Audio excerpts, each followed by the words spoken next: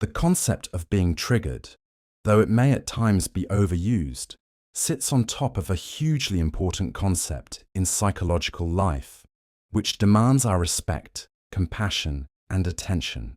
To be triggered is, in its most basic form, to respond with intense fear and anger to a situation in the here and now, which to other people may seem blameless and unconcerning. One moment we are calm, the next we're catapulted into despair and terror. Only minutes ago, the future looked hopeful.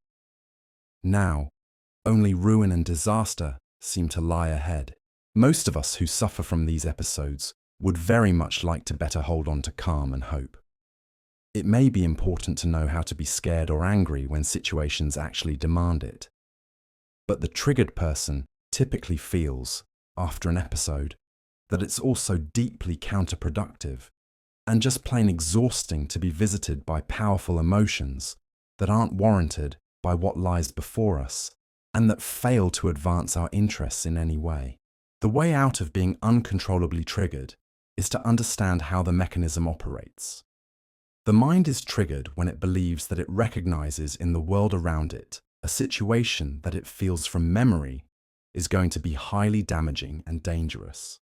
Our triggers are a secret guide to our own private histories. They tell us about things that we were once very afraid of. The triggering element is like a piece of a jigsaw that will precisely fit into an analogous puzzle in the past. We are triggered now by what we were devastated by then. Even if we don't remember too much about our past, we can guess everything we need to know from reverse engineering our triggers. If we're constantly afraid we're going to be excommunicated and mocked, this will in some form be exactly what happened to us at some stage long ago.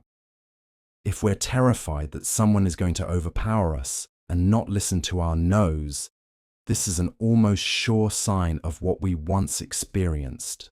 The precise relationship between trigger and catalytic event may not always be literally equivalent. There can be some displacement along the way, but the link will be strong all the same. The trigger contains and maps onto a traumatic event. Let's imagine a person who is triggered, that is, thrown into powerful despair and self-loathing by images on social media of blatantly attractive and popular people. No sooner have they seen these than they start to doubt and despise themselves, reflect on their inadequacies, and remember all the reasons why they are fated to be a failure and unloved. The trigger is not entirely nothing. There is something a little bit dispiriting about the beauty parade on certain sorts of social media, but the pointed issue is the scale of the reaction that is generated. In seeking to account for it, we've got to look backwards. The person has been triggered because the contemporary event contains, in a garbled, disguised, and unconscious form, the essence of a profoundly traumatic dynamic in earlier life, which lies mostly unknown and unexplored, and thereby commands immense and unending power over the victim. Let's suppose that this person had a mother who favored their more rebellious younger sibling over them, and that their looks were part of what damned them to horrible neglect and emotional coldness. It doesn't, in the circumstances, take much to be returned back to this bleak place. We are animals who are primed to sniff out in the present the slightest sign of the dangers of the past. The tragedy of triggering is that it fails to notice the differences between then and now, between the awfulness we suffered long ago and the relative innocence of the modern moment. Insofar as bad things do happen nowadays, triggering also fails to account for the way in which we're no longer children and are therefore able to respond to the threats that do come our way with a lot more creativity, strength, and calm than we possessed as 4 or 10-year-olds. Were things ever to get as bad as they once were, we have so many more options than we did, and therefore so many reasons to feel less agitated. To be triggered is to lose our powers of discrimination. In the heat of the moment, we can no longer distinguish between A and B. So frightening is A, that everything between it and Q is, at heart, another A. We can't tell that someone is not telling us that we're guilty, that the situation isn't evidence of doom, that we're not being mocked, that our colleague isn't attacking us, that we aren't being reprimanded unbearably, that we haven't been told we're an idiot or a monster. We can't distinguish between looking a bit tired and looking fundamentally unacceptable, between something they've done that got them sent to prison and something we've done that won't ever be noticed.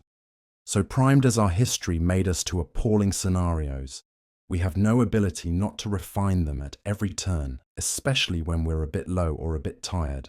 Though we might assume that we'd want to escape our triggers, we are also often drawn to them through a compulsive sense of familiarity.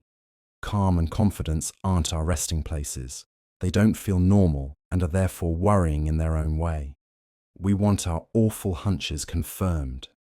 It can feel right to put ourselves in environments where people might be mocking, to look out for stories of disgrace or ruin, or to befriend people who are constantly on the edge of harming us. The cure for triggering is love. Love understood as a process of patiently holding someone, and like a kindly and soothing parent, helping them to discriminate between black and white, terror and calm, evil and goodness. The cure lies too in learning how to work backwards from our current triggers to understanding the dynamics that once created them. Rather than worrying yet again about the future, we should ask ourselves a simple question. What does my fear of what will happen tell me about what did happen? What scenario from my past is contained in my alarm at the future? To overcome our triggers is to come to navigate the present with all the confidence and excited curiosity that should have been ours from the start. And maturity could be defined as knowing what triggers us and why, and a commitment to dampening our first responses in the name of a patient exploration and understanding of our own histories. Don't forget to subscribe. See you next time.